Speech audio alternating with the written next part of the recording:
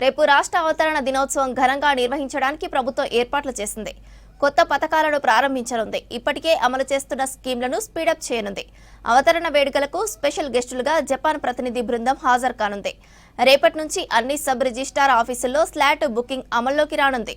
మరోవైపు ఒకేసారి 3 నెలల రేషన్ బియ్యం ఇస్తుండటంతో జనం సంతోషం వ్యక్తం చేస్తున్నారు.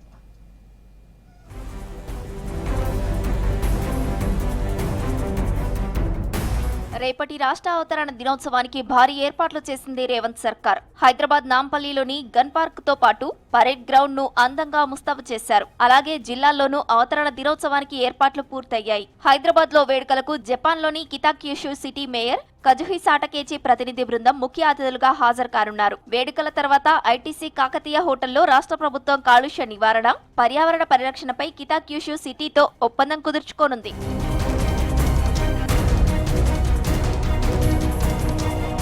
ఇటీవల సీఎం రేవంత్ రెడ్డి జపాన్ పర్యటనకు వెళ్లినప్పుడు కితాక్యుషు సిటీని సందర్శించారు. ఒకప్పుడు ఈ సిటీ గాలి, నీరు, నేల విషపూరితంగా ఉండేది. అయితే ఇప్పుడు కితాక్యుషు పర్యావరణ పరిరక్షణలో ప్రపంచానికే ఉత్తమ సిటీగా నిలిచింది. అందుకే హైదరాబాద్ లో కాలుష్య నివారణ, పర్యావరణ రక్షణ కోసం కితాక్యుషు సిటీతో ఎంఓయూలు చేసుకునే అవకాశాలు ఉన్నాయి.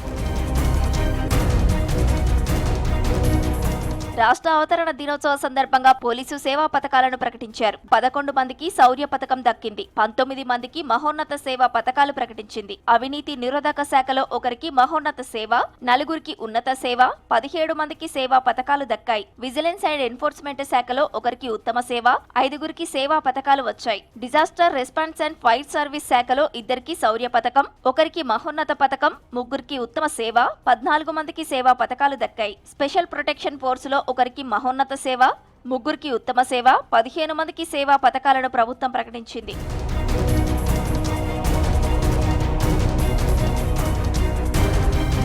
మరోవైపు రాష్ట్ర అవతరణ దినోత్సవం సందర్భంగా వివిధ అభివృద్ధి పథకాలు, కార్యక్రమాలను ప్రారంభించాలని రేవంత్ సర్కార్ భావిస్తోంది. ఇప్పటికే అమలు చేస్తున్న స్కీమ్ల వేగం పెంచాలని అనుకుంటోంది. ప్రత్యేకంగా మిషన్ 26 డేస్ పేరుతో పలు కొత్త పథకాలు, కార్యక్రమాల అమలును స్పీడప్ చేస్తోంది. రాజీవ్ యువ వికాసం, గ్రామ పాలనా అధికారులకు అపాయింట్మెంట్ ఆర్డర్లు, ఇందిరమ్మ ఇండ్ల ప్రారంభోత్సవం వంటి కార్యక్రమాలు చేపట్టబోతోంది. రైతు భరోసా పెండింగ్ నిధులు చెల్లించాలని నిర్ణయించింది. మరోవైపు 3వ తేదీ నుంచి రాష్ట్ర వ్యాప్తంగా భూ సమస్యల పరిష్కారం కోసం రెవెన్యూ సదస్సులు ప్రారంభించబోతోంది.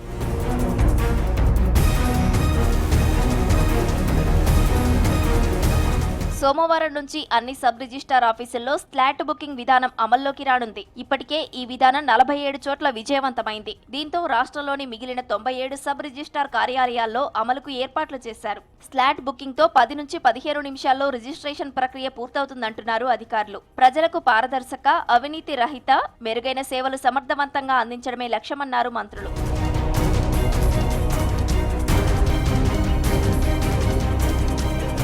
రాష్ట్ర వ్యాప్తంగా రేషన్ పంపిణీ వేగంగా కొనసాగుతోంది. 3 నెలల రేషన్ను ఒకేసారి పంపిణీ చేస్తున్నారు సివిల్ సప్లై శాఖ అధికారులు.